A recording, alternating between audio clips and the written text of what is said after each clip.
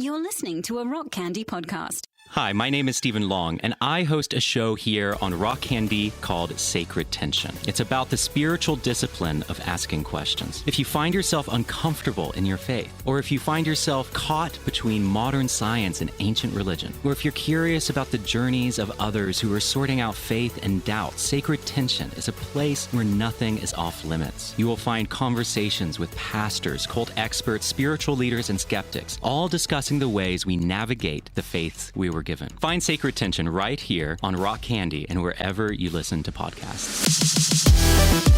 Welcome to the Eleventylife podcast. What's up, everybody? Welcome to this week's episode of Eleventylife. I am so grateful and thankful to have you here for this discussion. I feel like it's a really important one. Can't wait to tell you a little bit more about it. Before we get started on today's episode, we've had some really fun things happen over the last couple of weeks. The one that I want to let you know about in case you missed it is that we released a deluxe version of our newest album, Gloom and Bloom. It is streaming everywhere, any streaming platform that you have access to. I'm pretty sure that it's on there. And it is full of remixes from some of our favorite people in the pop music world right now. Black Winter Wells has done a remix for us. Dynastic, our boy Luke Huff over at Glitch Gum, he's done a remix for us. And one of my favorite fellow producers and mix engineers, Jeremy Griffith, has lent his expertise and his musical wizardry to a remix as well on there. I can't thank these fellow artists for being a part of this project with us. In addition to that, we have alternate versions of some of the songs and even some demos that we sort of fleshed out that never actually made it onto the full-length record in time. And so this was as good a time as any to throw them on there. I think there's something like 20 tracks on here. It would mean so much to us at Eleventyseven and Rock Candy Recordings if you guys would go check that out and add some of those tracks to your summer playlist. They are perfect for watching kids who are running when they're not supposed to at the local public pool just face plant before they ever reach the water. Huge hugs and high fives to everybody over at the Eleventylife Discord server and at the Facebook Eleventylife group. You guys are absolutely amazing. Thank you so much for the wonderful memes and anecdotes and stories about your life that you share on there. It is such a cool community of people to witness, and I feel really grateful to have you all be a part of the Eleventy world in that way. On today's episode of Eleventylife, I am talking with a fellow producer, mix engineer, friend of mine, Julian Dreyer, an incredibly talented music professional right here in Asheville, North Carolina. Julian and I both worked together in higher ed, teaching audio production to college kids. It was such a fun time in my life that I look back on very fondly. And I feel like there are projects that have come through Rock Candy in the past few years that I see Julian's fingerprints on, thumbprints on. He's just an incredibly talented engineer. He's worked with Steve Martin, the Avett Brothers,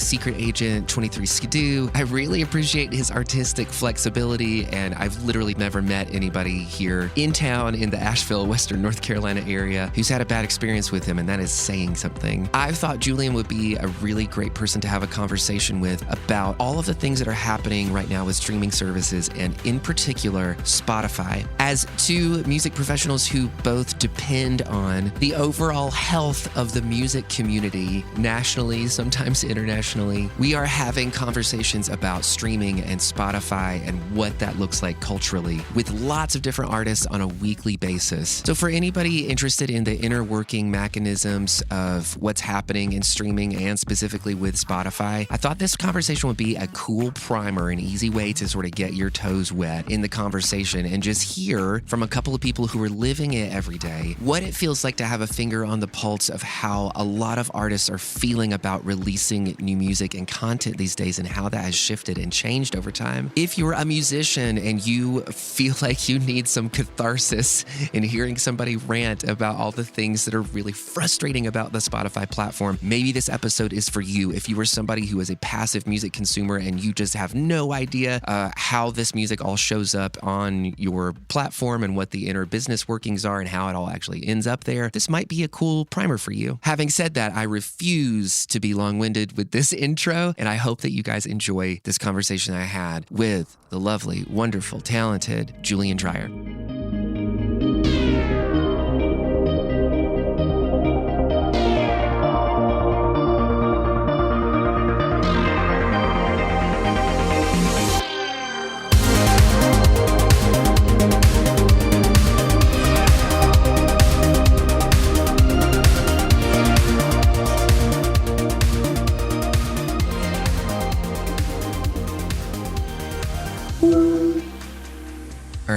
can hear myself, but I don't think I can hear you. That's no longer this mic. That's a different mic. Is that better? It's way better. It's way better? Yeah. Okay, cool.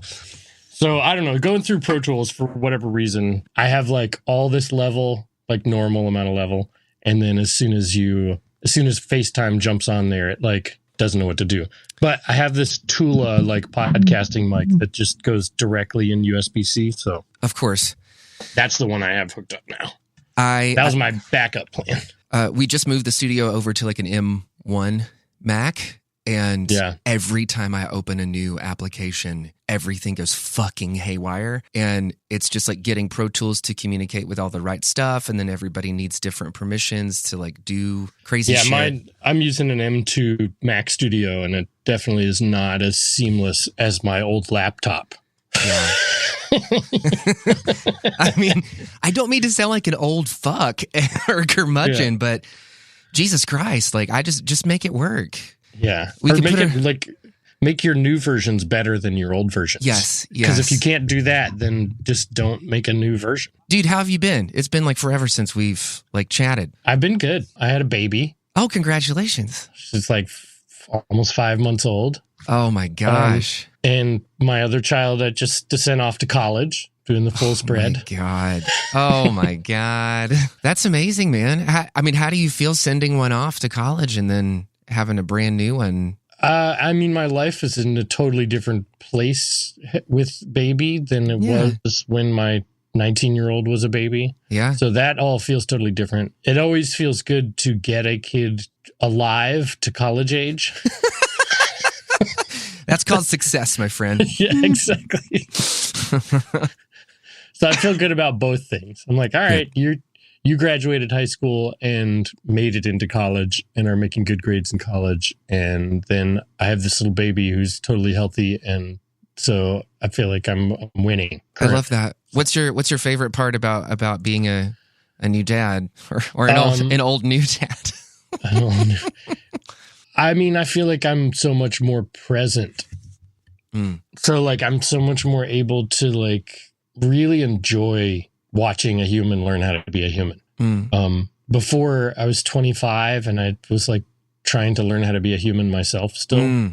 So like it definitely is like, I feel like I'm just getting so much more out of it. Like every single day I'm just like, oh wow, I'm enjoying this as opposed to like feeling like a tidal wave is washed over me, Now I'm surfing it.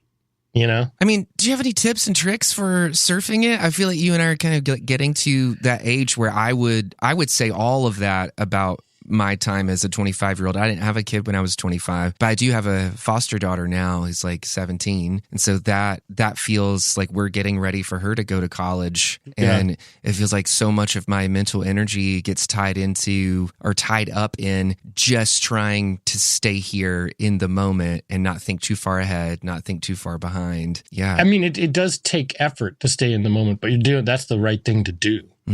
I think that like, if you get too wrapped up in like things that have happened or too worried about things that are gonna happen, that's when life starts to pass you by because you're never sitting in the like moment that you're in. And so both with Luca being in college and with Ruby being just like a tiny little baby, it's like when I start to feel overwhelmed, then what I try to do is just like, oh, let me just watch the baby chew on something for a minute and remind myself that like this is what's happening right now, and it's going to be over soon, and it's going to be the next thing, whatever that is. Yeah. But like you have time to stop for a minute and just be in it. You know? Yeah. Nothing's so important that you can't punt it down the road a little ways. Yeah, exactly. Oh my gosh, that's awesome. Well, dude, it's been a minute since we talked, and I obviously would love the chance to catch up and like do the thing, and I mean whatever the last 5-6 years of your life have looked like.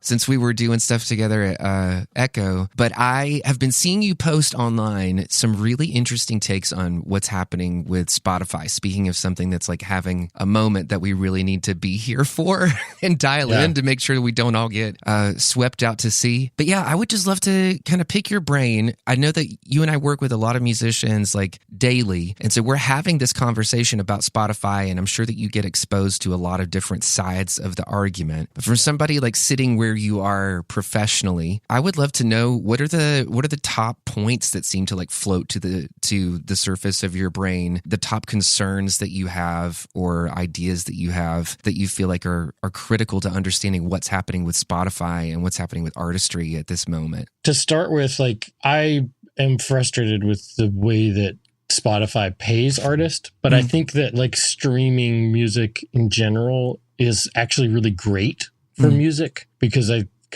democratizes music in a way that wasn't happening when what we were exposed to was gate kept by major record labels. Yeah.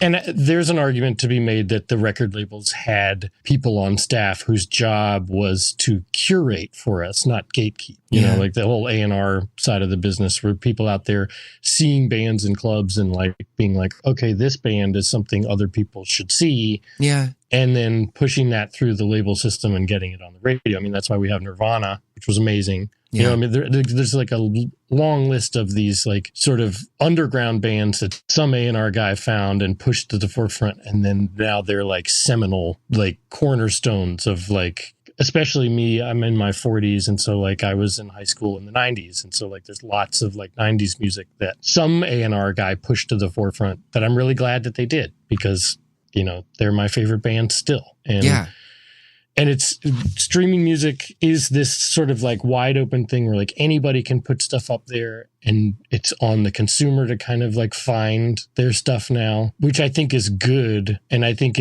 we're able to find artists quicker than, and there's a wider variety than was available to us before. But what inevitably happens is that somebody wants to be the gatekeeper. Yeah. And so like what happens in Spotify is that Spotify is paying a whole bunch of money to major label records to get their catalog. And in return, the major label records are expecting that Spotify boosts their artists to the top of the page. Well, and they're also primary stakeholders in that company as well. And they're primary stakeholders. So they're doing that thing like the Red Lobster thing where you buy Red Lobster and then you sell the property to one of your other companies so that Red Lobster's paying rent to itself, essentially. And so that's kind of like what's happening with Spotify is that like, the major labels own a piece of Spotify. So Spotify pays them money for music. And then if they can get Spotify to put their music on top, then all those streaming payments go back to the major labels in the form of like a market, a share of Spotify. Yes. So back to the first point that you brought up, which I thought was good to kind of like come out of the gate with something positive. I feel like even when people say things like Spotify has democratized music, however much that is true and however helpful that is and wonderful that can be for culture, when we're looking at Spotify and seeing who are the primary stakeholders and that the big three labels still are, sort of the people like it would be wild for us to think that this is somehow a completely democratic and fair system that we're a part of having music on Spotify. Look, it's still late stage capitalism. Yeah. So like Spotify is like the biggest middleman and they're still going to try and figure out a way to serve whoever is giving them the most middleman money. And like right now, that's the labels I'm sure are putting pressure on that. So the thing that I'm like trying to figure out what's going on is that like Spotify is so popular because it has such an attractive like playlisting algorithm. I feel like that's largely what's driving it. Because if you try and look up a specific record to just listen to on the Spotify user interface, it's kind of murky to try and just find an album to listen to top to bottom. Like it's not as straightforward as Tidal or Apple Music where you just look up the artists and they're like, here's their albums. Right. Like when you look it up on Spotify, it's like, here's a song and then I'm going to create a playlist of other people because you're looking for this one person. And I'm always just kind of like, all right, I just want to listen to the album I want to listen to, But I think the reason that is, I think a lot of people love that. They love to like start with their favorite artist and then have like this thing that has learned what their tastes are, just throw music at them. And I think that's good because a lot of people, they end up hearing stuff they wouldn't otherwise hear. The problem is who's controlling those playlists. And like, it has quickly become this thing where like now in order to get heard on Spotify, you have to hire someone to get you on playlists. So now you're paying some other middleman to like force your tracks onto some curated playlist that's run by Spotify. And if you choose the wrong person to help you, they're going to feed you into some bot that does it. And then Spotify is going to kick your music off for you using bots. So for the small people, it's kind of like, it's really hard to figure out like, how do I break through this like ocean of music that's out there? And the only options available to you carry the risk of having your stuff pulled from the platform altogether. I feel like we get sold this bill of goods, like what you're saying, that everything is democratic, right? That it is easier than ever to get your music on these platforms. But also at the same time, you're exactly right. I don't see any difference in the gatekeeping that I saw in the music industry when our band was coming up, when when Napster was just this brand new thing that nobody knew what the hell was going to happen with that. I see that it's easier to get access and have access to all the music, but I don't see any difference in the gatekeeping. And I feel like it ends up feeling like this, what is it called? The teddy bear theory, where you have these certain groups of people, these certain artists that kind of are walking around the fair with the teddy bear, trying to get everybody like on board with what's happening and say, it's so easy to win this bear. All you have to do is play the game correctly or just be professional in this way or fun. And it's not true. It's happening for such a small amount of artists. And honestly, sometimes I feel differently about it depending on the day of the week, because the music business has always been very high risk, high reward. If you're not born with a sort of nepotistic bent, that's giving you a leg up in it. Right. Starting from the ground up is incredibly difficult, and it's really hard to know what information is good and what information it doesn't apply to you, because you'll never have those financial resources, or you'll never meet that person at a party or be in the same room as this A&R person. I mean, what are your thoughts on that? It's interesting to watch that back and forth. There's a lot of back and forth about that on threads right now, like on music threads. And like, there's people that are like, basically like, what do I do? I'm not getting any plays on Spotify. I feel like giving up on Spotify. And then there's people that are like, oh no, it's easy. You just have to do, like you're saying, like there's always somebody with the teddy bear out there. Yeah. This is all you have to do. And then you'll get, then you'll have 100,000 listeners a month and all this. And like, look, I did it. And it always feels disingenuous to me, because I'm like, there's no way that it's like all of my sort of like local musician friends, they try all kinds of different things. I remember the Caitlin Crisco from the broadcast doing this whole thing where she was trying to figure out, how do you get a song to go viral on TikTok? Right. And so like she was posting stuff about this song, and I was just watching her take like every possible angle on it, to try and see like which one of these things is the thing that works. And I think, it worked to the extent that the song that she was pushing did gain her a lot of new followers and did get played on some TikTok videos, and they did get some revenue from it. Yeah. But there was no like big, like, this is now the song that everybody's putting behind a TikTok video thing that happened. And so it just feels like it's a hustle, but now you're completely on your own in that hustle. Like you can't, it's like, I don't even know if it's worth paying a PR person for anything anymore. What do they get? Like I would have to talk to a PR person to see what that landscape is like now. But like in the past, like you paid a PR person so they could get you like reviews of your album in like music publications. And then it was like online publications and print publications. And like, now I wonder if like if the PR person just tries to get you on that super cool Spotify playlist. Maybe that's their only job, So it does feel like streaming is like great for musicians because it doesn't cost you much to get your music available. But then getting anybody to notice it is like this 40-hour-a-week job that you now have to do. Yes. Yeah.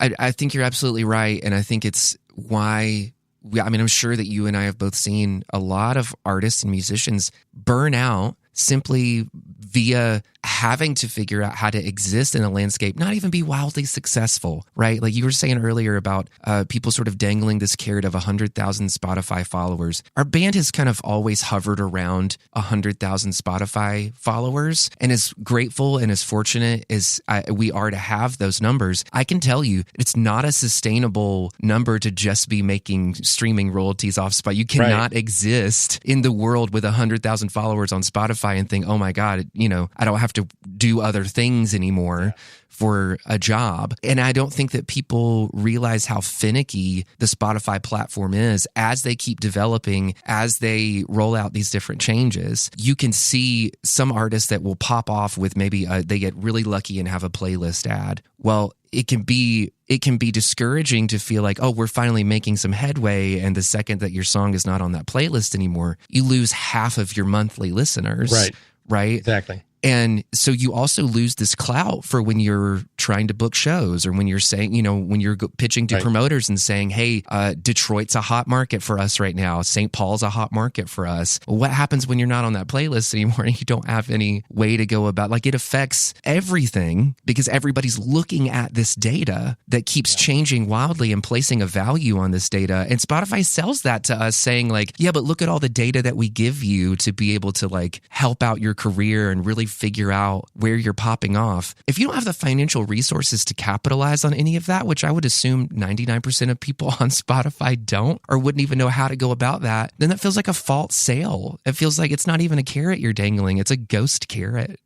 Yeah. I agree. And I think that brings us back to the point of like, if this is going to be the medium that carries music in a realistically exclusive way, like, no, there, like I like to try and buy one vinyl record a month. Yeah. Just so I'm rewarding people for making physical product. Yeah. But like, that's not a huge chunk of the market that's still buying anything physical whatsoever. Sure. And I think, I don't know if iTunes like has any sort of measurable like sale of like download ownable music anymore either, because why would you buy music if you can have access to it all the time for like $12 or $13 a month? Like you would spend more than $12 or $13 a month buying the music you wanted to listen to. So why, and so like, if that's going to be the thing that we all get music from, which is what it seems like it is, then, part of what I'm like screaming about on the internet is like, if that's what we're going to do, fine. I don't think there's anything wrong with the medium itself. There are things that make it easier and things that make it harder, just like everything. Yeah. But like, if your band's got 100,000 listeners a month, that should equal some sort of measurable income. Right. You know what I mean? Right. Like that shouldn't be a thing where you're telling me, well, we've got 100,000 listeners a month, but we all still have to work like 40 or 50 hours a week at a different job to make things connect, because that doesn't really amount to anything. And I'm like, that's the other thing is like musicians are one part of it. There's this whole group of people that write songs for musicians. Yeah. And they're the ones that used to get, like if you write a song and Taylor Swift does it or like some major artist then there's buys publishing. Your song. Yeah. And then you get all these publishing royalties and you can like have a career writing songs. Yeah. As long as you keep getting songs put out in the market by like mid-level to high-level artists, and that's just not true. You're like, I read something where like this somebody who like wrote a song and sold it to Taylor Swift said his publishing royalties for something that had like tens of millions of streams were like $2,700 a year or something. You know what I mean? Like just like not much at all, know, based on how many ears are listening to it. Yeah. I'm not even trying to convince musicians not to put their stuff on Spotify, because musicians can't afford to not have their music wherever it can be heard. Right. I think my whole thing is like, I do not like the CEO of the company because I think he has little to no respect for the people that make his business possible. Daniel Ek. Yeah. And so there's like a moral, ethical thing where I'm like, I mean, y'all shouldn't be using the service because this guy's an asshole, but like that's people especially in the level of consumerist society that we have, like nobody's really, I mean, how can, like, you can't, I still get stuff from Amazon, even though it's ethically, it's a terrible company. Yes. So like, I can't really expect people to pay much attention to that. But I would much rather, if people are going to stop using Spotify, it be the consumers, not the musicians. Because it's hard out there for musicians. Well, put your stuff wherever you can. Yeah. I think also like in other industries, people have unions, and when there are grievances like this to address, normally that's the union, the place that you pay fees and dues to, right, that will litigate and bring up hopefully positive change for you and your coworkers in a way that sticks, right, and doesn't feel vapid and goes away. With musicians, I feel like our performing rights organizations sort of claim to be those people. ASCAP, BMI, CSAC are the people that are saying we're going and litigating, on your behalf, and we're going to Washington and we're making sure that everybody gets paid what they can. But also at the end of the day, in the same way that there's not very clear transparency about how things are monetized and what's actually going on at Spotify, there's not a whole lot of transparency within performing rights organizations and like what they're actually like fighting for on Capitol Hill. And we don't have like a union of music. There's too many of us, and the music industry is too gigantic. It would be impossible to represent everyone's interests all at once for the benefit of artists. And maybe that feels like a bleak landscape. I'd be open to hearing if you have any different thoughts about that. No, I mean, like I pay $100 or $150 a year to NARIS, and that's not so that I can like vote on the Grammys. I don't care that much about that. That's so that they can take that money and put it towards lobbying and put it towards programs like Music Cares that like take care of musicians that don't have health insurance and like have a terrible health event, and like that is as close as I think we have to any kind of like real union in terms of someone looking out for our interests. Yeah. But it's still not, it doesn't have nearly the clout of like SAG, right.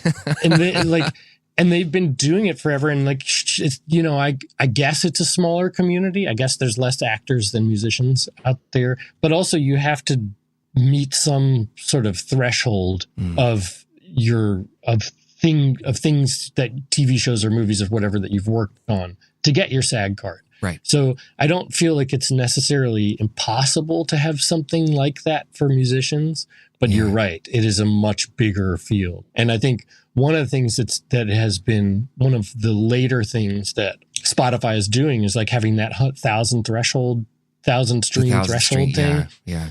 And they're saying like the analogy was like the most asinine thing. It was like, well, lots of people play soccer, but like there's, that doesn't mean you're a professional soccer player. And I'm kind of like, Jesus Christ. Yeah, that's not really a good analogy. Like there are lots of people that are totally professional musicians that can't call that their main revenue stream, not because they're not professionals, but because people like you aren't paying them anything for their content. You know? Like I do understand the argument that just because so-and-so in their basement decides like, fuck this 9 to 5, I'm really going to start out, I'm going to make my way doing music, and I'm really going to double down on myself and believe in myself. And they go max out a Guitar Center credit card, right? And they get their Focusrite Sapphire, whatever, starter kit, and they make an album in their bedroom. It doesn't mean that because they've risked so much that they're owed anything back. And that was something that we learned a long time ago,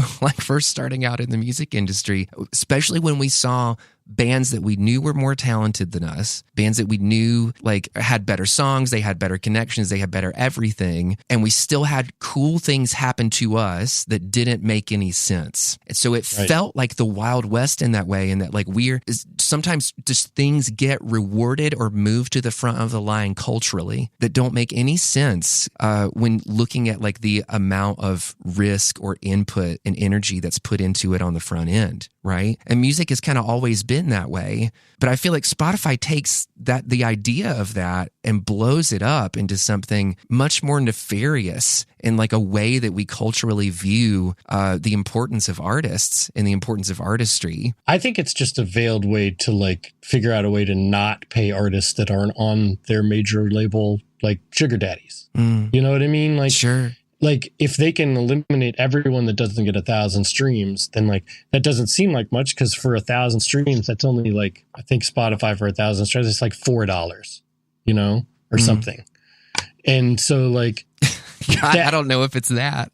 It's probably not even that. I saw something that like 100 streams on Spotify equals 40 cents, but that might be not true either. It's probably less, because they also, their way of paying isn't as one-to-one and transparent, like you were saying, as like, oh, if you get 100 streams, they're going to send you a check for 40 cents. Right. Maybe not. Right. And so like, it doesn't seem like, oh, well, it's that person, they would have only paid that person $4. Like, what's the big deal? And it's like, yeah, well, Spotify, there's so many people out there that's a big deal to Spotify. They're saving tons of money. And so I understand that from like a business perspective, but also like you're supposed to be paying people per stream.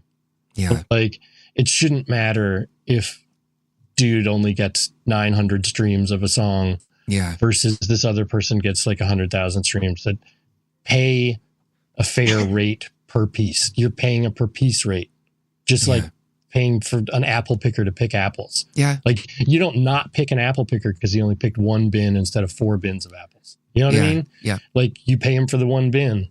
He doesn't make that much money. You don't pay him that much money because he didn't deliver that much, revenue to the farm. Right. And so like, I just feel like and I remember when they were trying to reset the statutory rate, and Spotify was arguing against Congress for that, which I think they did something that made it slightly better, but I just don't think our government, which is run by mostly geriatric people, like really get what streaming even is or why it's something they should be paying attention to. I don't think they understand that few people listen to the radio and no one's buying CDs anymore. So like this whole industry is like moved to this other thing that is completely unregulated or mostly unregulated. I mean, I don't want to watch congressional hearings anymore because I'm so embarrassed by the lack of knowledge of how these platforms work. On behalf, like I'm embarrassed for the older people in Congress because they're the ones that end up with those like hot clips, that make their rounds on TikTok, and they just look like absolute idiots. And I'm like, this is somebody's great grandpa. Like, you cannot expect them to understand how the world has changed over the last 100 years. It's unprecedented. It's really a failing of their staff. This is why they have like a team of staff, because any congressperson, you can't really expect to understand the nuances of every different industry or social issue that's out there. You have staff that like research this and figure it out. Yeah. But in general, I do think that, a lot of the laws governing the way music sale works were written in the 70s. And it was just such an entirely different landscape there. NARIS has pushed through like the Music Modernization Act, which helped some stuff. Yeah. It's got a couple rider things in there, which help us as engineers and producers get paid a little more too. But I don't even know if they've gone into effect yet. It's sort of like they've been passed, but they're still, because music pay rates are set by a weird specialized court system. Then everything can be argued back down by the industry. And so like one of Spotify's arguments was like, look, we're paying billions of dollars to musicians. What they mean is we're paying a bunch of money to record labels. And the record labels are deciding what to do with that money afterwards. A lot of it's not actually making it to the musicians who make the music. But their argument is like, no, we're paying for content. And it's like, well, you're paying for part of the content. You're right. And they're like, we're as a business, we're losing money, so we can't afford to pay any more for content. And that's somehow a valid argument. Like my response to that is always like, sounds like you have a shitty business model. Yeah. Like, that's not really the person, like, again, like when we go back to like any other industry, like that buys raw product. Like I was thinking about it the other day, like, well, what if a car manufacturer was like, hey, we spent all this money on sheet metal, so we don't have any money left to buy like the plastic parts for the inside of the car. So you should just give those to us for free so that we can offer this car for $2,500 instead of $25,000. Right. And so it's like, no, that's not how business works. Like the government's not there to help you make a profit. Yeah. The government's there to like try and make sure no one's taking advantage of anyone. you know? Yeah, and ultimately, I feel like all of these arguments feel harder to hear, knowing that the income and the takeaways for CEOs every year it's an astronomical amount of wealth, right? That I'll probably in my lifetime not be able to understand. So whenever they're making these kinds of arguments of like, we can't offer this, we can't offer, I'm sorry, but you're like, just the place from which you are making that argument is so privileged and so far removed from the real world where, does that make sense? Like, yeah, totally. That is like what happens when you don't regulate capitalism. Yeah. You know, it funnels all the money to the top. And their argument is like, well, we can't hire the best CEOs if we don't offer them like, you know, $1 million a day to work for our company. Maybe culturally we need to start like de-incentivizing paying CEOs that much. Like we allow all of that to happen, I feel like, and we just kind of let it slide culturally that we must assume if somebody can make $20 million in a year that maybe they're worth 10. Right. But that does not always translate into, you know, the quality of character, the quality of business practice, the equitability of how that money gets made. And None of that. It's funny, the more of these sort of like tech startup, like millionaire bros we have out there, the more they talk, the more you realize how little touch they have with like the rest of what's happening in society. Yeah. You know, like their whole thing is like, oh, I'm going to build this company that with all this venture capital that's going to make all this money. And the only person that makes money is the CEO. Right. The business ends up folding because the venture capital people are like, no. In order to have a successful business, it actually has to be profitable. Yeah. But I think there's a whole generation of these like young CEOs that like all they're really trying to do is build up a business that they can then sell. Right. And they have no real concern. I mean, it's the same story with Uber. Yeah. You know, the reason our Ubers were so cheap for so long is because the business was losing millions of dollars like a month. Yeah. And so like, it's the same thing with Spotify. Spotify's losing money and then they're complaining to the government that they're losing money. That's why they need to pay people less. And it's like, no, your business model was flawed from the beginning. If you had started with a $25 a month subscription fee for something, then maybe you could have built around that and made it. But you started by giving it away for free and just assuming that advertising was going to pay your bills, you know? And now you're kind of screwed because people expect to get it for $10 a month, and $10 a month's not enough to support the business. Julian, I'm really glad that you brought up advertising because this was something that I wanted to discuss with you in particular. I don't know how plugged in you are to sort of the back end of Spotify for artists, the app that Spotify puts out called Spotify for Artists. Not at all. I don't know anything about it. I just want to give you like a heads up. What's happening on the back end of this is that Spotify is speaking to artists that are contributing to their platform in a very specific way. And the way that has changed over the last 3 or 4 years for me personally, I feel like has been a little bit shocking. Now, while they have come out with these really cool ways to sell merch on their Spotify platform, they are also like that require you to have a Shopify account to link those accounts together. It's just another way of sort of building somebody else's wealth other than your own. They're making you pay for access in that way. And they'll do these cool things like, you know, allowing you to upload video and visuals and kind of sell it to you as being able to express your artistry and tell your story in a different way. But it just becomes another way in which you have to interface with their platform, right? That takes up time from you as a musician. They have rolled out these 3 things over the last few years. They're called Showcase, Marquee, and Discovery Mode. Essentially what these things are, Discovery Mode basically is a way for you to opt in certain songs in your discography, and in exchange for them putting them in front of more people on Spotify radio, they want you to take a lesser cut of those songs. So every month you get to choose based off songs they already know that they want in their algorithm, like which ones you want to opt into this to receive a lower royalty rate for the chance that somehow there are more streams, and it offsets that. Now, we all kind of know that that's horseshit. That is just a way another ghost carrot Just a dangle way in front of of people. paying less. Yes. So on top of that, they've developed this back end of Spotify for artists to essentially become an ad platform. That's what Showcase and Marquee are. Marquee is essentially this tool that if you want to put an ad for your new music in front of other people on the Spotify platform, you have to pay $250 to whatever, $10,000, $20,000, whatever you want to put as a marketing campaign for yourself. They give you the opportunity to pay to put your music in front of other people. It's the same thing that like Facebook ended up doing, right? Where they make you pay just to get in front of followers that you spent time collecting and like getting in front of. They changed the algorithm so that your posts no longer hit your followers, and then they make you pay to have your posts hit your followers. Yes. And every time they roll out one of these things in beta, they make it seem like it's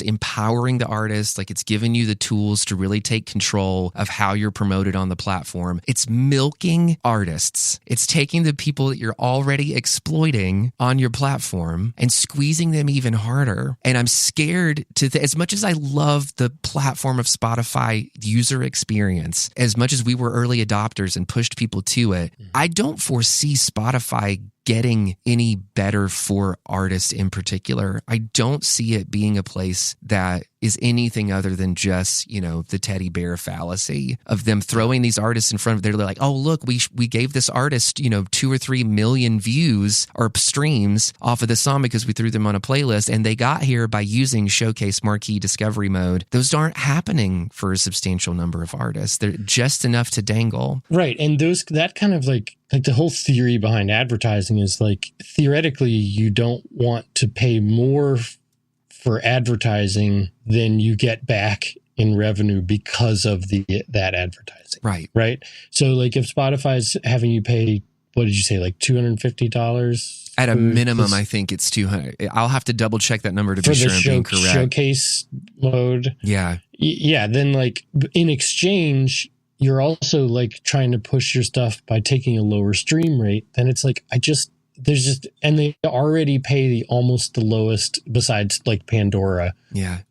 Of any streaming service. They're just taking more money from you, and they're not going to give you, you're not going to make it back. Yes, exactly. And yeah, it feels like anytime you deal with a scammer who is promising, like, if you invest this small amount of money, you'll get this money back, and then basically just strings you along for a year, taking small amounts of money from you, guaranteeing that if you just invest a little bit more, your return is going to be even bigger. And then the return never happens. And that's what Spotify feels. It feels like a legal scam. Exactly. And when you're screaming from the rooftops that this is in the best interest of art, when you're telling your artist directly, like, this is empowering you, this is giving you the tools, methinks they doth protest too much. Yeah. Right? Because you never get that feeling, you never get that impression as an artist on Spotify that like you're somehow being taken care of or that what you're doing is valued. And the fact that they allow Daniel onto Twitter to say the shit that he does, it just feels like such a crazy business move. I feel like they have like either they don't have a PR person, or maybe Daniel acts like this sort of like Donald Trump character and they can't like really, or Elon Musk or whatever, and they can't like really control him. Right. So it's some poor PR person's job to clean up everything he says, like, and their life's a living hell, and like or he's got a new one every month because they just get burnt out so fast. You know, but like that, I can't believe someone who runs a business and claims to be like this great service for musicians would say some shit like, well, I mean, because the cost of making music is near zero. Yeah. And I'm just like, you don't have any idea what you're talking. And I think that like, I felt so strongly about that because my job depends on people spending money to create music. Yes. I mean, the bottom line is like, my job depends on the idea that making high quality recordings does cost money. Yes. And should cost money because what you get out of it is worth more. But when what you get out of it isn't worth anything to the people distributing it, that argument becomes tougher and tougher for me to make. And so like the only tool I have at my disposal really is to try and remind people that like, I do offer a valuable service. Yes. It's those guys that are trying to steal it from you. They're setting a value well below what it actually is because they're trying to pad their own pockets to do that. Yeah. And while, again, like I'm not discouraging musicians from using Spotify, I'm trying to discourage end users from using Spotify. Consumers, music consumers. Yeah. And even just like zooming out of that a little bit, I feel like it's advantageous for people who are just passive music consumers to be able to hear conversations like this, to be able to understand like the impact of using apps like Spotify, that as wonderful and easy and accessible as they are, there is a cultural price that we pay for all of that. And I feel like if we don't start looking at that and taking that seriously and taking responsibility for being a part of that, it's not going to get better. It's probably going to get worse, and the effects that we feel from it are going to be even more devastating. We have to make the company hurt by having bad business practices. And the only way to do that in a sort of corporatocracy that we live in is by stop paying for a subscription. That's like the only way to do it. That is basically our only tool in the toolbox. And so like, yes, as a musician, put your stuff on Spotify, but as a listener, is Spotify really that much better of an experience? I've since I started like posting about this on the regular, like I've had like 5 or 6 friends switch to Tidal. Okay. And then text me like a week later and be like, yo, this service actually, the music sounds better. And I'm like, that's what I've been saying. Like, it's real. Yeah. And I'm like, and also you can go to sleep at night knowing that like every time you played something off Tidal, you paid that artist almost 4 times as much, you know, and it's still not enough. It's not like I think Tidal's like being generous, right? But they're paying 4 times as much as Spotify, or in some cases a factor of 10. Yeah. You know, and so like, I don't know. I'm just like at the point where I'm just like, if the only thing, if I can get 5 people to switch, I feel okay about that. You know, I wish I had a larger platform to like, you know, that's why when you were like, do you want to come talk about it? I'm like, sure, because this might hit somebody else and inspire somebody else to be like, you know what? Of course. I don't really have an emotional attachment to this streaming service. Like I should just switch because it's not going to make a big difference in my life and it might make a difference in somebody else's life. You know? Yeah.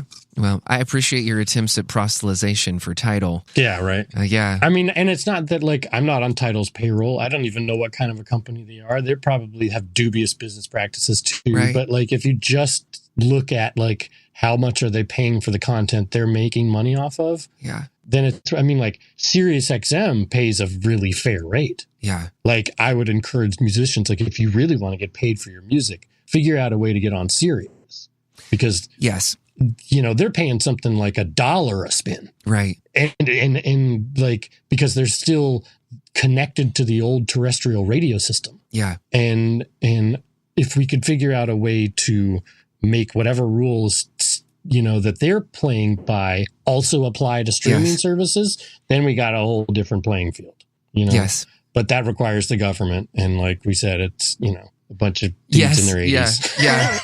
The bureaucracy is thick. Yeah.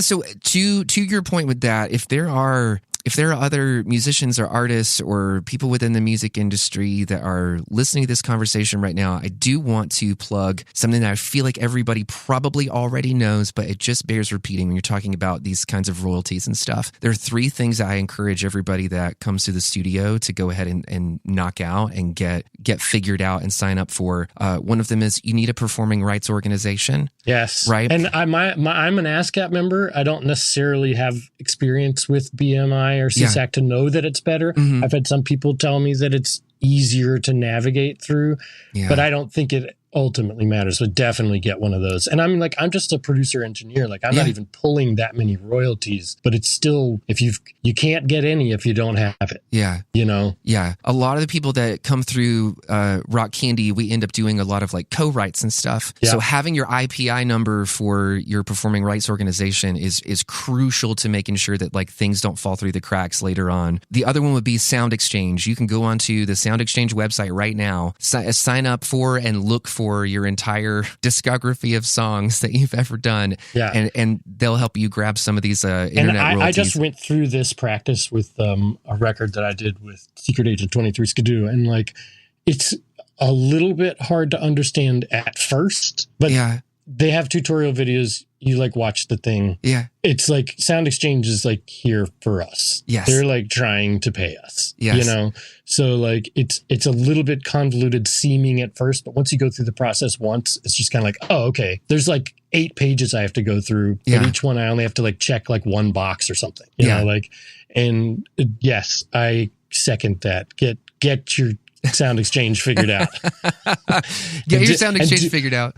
That last time that I talked to somebody at Sound Exchange, they literally told me, they were like, we are literally sitting on a pile of money that like we collect on behalf of the government, right? So we have to, like, we have that money and a lot of it just goes unclaimed. If it goes unclaimed, it just ends up going into the pockets of other people. So definitely want to do that. The other one that I wanted to bring up is the MLC, or the Mechanical Licensing Collective. If you guys don't have somebody who is doing publishing administration on your behalf, you want to check that out, because they collect on a completely different level than Sound Exchange or your performing rights organization does. So if you haven't heard of them, check that out. I think that they're another situation that they're collecting money on behalf of the government for royalties that you're owed via the World Wide Web. And they're collecting money on what? Not like they're collecting money on like when your song gets played on the radio. No, that's the publishing side, right? Yeah. What does the MCL do? Because I'm actually not familiar with that. Let's see here. Let's just like read it straight out. Distributes digital audio mechanical royalties to eligible self-administered songwriters, right? So if you don't have somebody doing your publishing administration, like I said earlier, these guys will help you grab those monies. And it's kind of... Okay, so this is if you don't have like an ASCAP or a BMI doing it. Yeah, but I also think like whenever you go to, this is probably a much larger conversation. Yeah, it is. No, this is like a 2-hour podcast just on like understanding.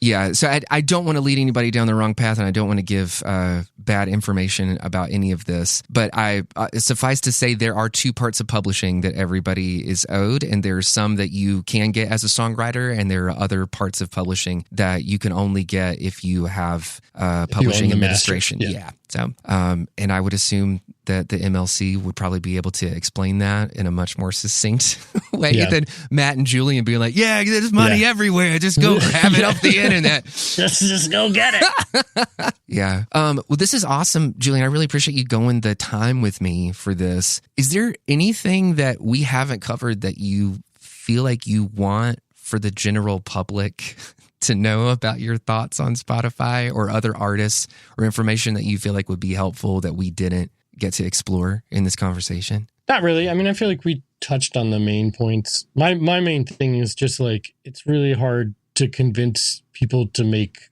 ethical decisions about their consumption, but I think they want to, you know? Yeah. So I think like if it's easy, then people will do it. And I've already, like I said, I already have gotten feedback from people that were like, oh, I went over and checked out Tidal and it's actually cheaper than Spotify. And I'm like, great, because you're paying people more.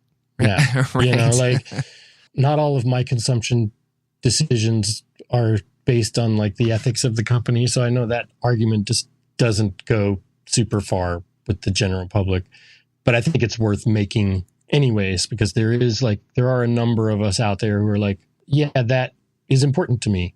And I think speaking on behalf of like the recording industry, like there is a big difference between stuff that people spend time and money on to create than stuff that Daniel X says like cost near zero to create. And I think that like most people out there, when they try to make a record, are gonna spend more than $10,000 on it. And so easily, I would love to see the industry work in a way that if you spend that kind of money on a record, then there's some way to get the money back out. If it's something that people like, again, like we're talking about art here. Yeah. Like you don't have to have 10,000 hours of experience playing guitar to make good art. Yeah. Which is why the 1,000 stream threshold, or the claim that like we are trying to root out the people on Spotify that aren't music professionals. Right. Is like such a like weird, sketchy argument because like there are lots of people that, you know, like U2 didn't know how to play their instruments when they formed a band. Yeah. They kind of learned the most rudimentary way to perform instruments, but they had ideas that people liked. Yes. And like art is about ideas. And so. And everything is a journey, and it evolves, and your understanding of the process evolves as you're going through it. Like I started learning how to record and program on a cracked version of Fruity Loops, you know, Right, at the exactly. dawn of the internet. Yeah. And I thought that was the coolest thing. And then as I got older and as I took on projects and as I started getting paid for things, it became more important to me to like pay for this subscription, pay for the actual version of this program. Like if I'm using you it. can't be in a situation where like all of a sudden something doesn't work because you've used the pirated version of it. Right. You know, like at a certain point you're like, no, I need tech support to be on my side. Yes. I love that. That's awesome. Yeah. Julian, this was like so fun. I really appreciate you taking the time to talk to me about this. I could go on with this for you for 3 or 4 hours, but for sure. Yeah. Just out of respect for people's attention spans and whatever they're doing in the car right now. Yeah. Can we make a plan to maybe hang out and catch up offline sometime? Absolutely. Okay. Yeah. And I want to tell you all about Echo Mountain 2.0 too. Ooh, I can't wait. That'll be awesome. Yeah. Eleventylife is a production of Rock Candy Recordings and Rock Candy Media. Every time you subscribe to Eleventylife, a unicorn disembowels your greatest fear.